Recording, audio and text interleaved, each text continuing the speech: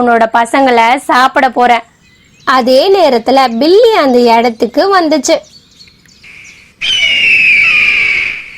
நீதான் அந்த குருவியோட புருஷனா? நாங்க ரிசர்வேஷன் பண்ண வந்திருக்கோம். அட யாரு நீங்களாம்? என் வீட்ல என்ன பண்றீங்க? கேளுங்க கேளுங்க, ஒண்ணுமே தெரியாத மாதிரி சமாளிக்கிறாங்க. அது என்னோட குழந்தைங்க. அட கழுகு, என்கிட்டயே போய் சொல்றியா?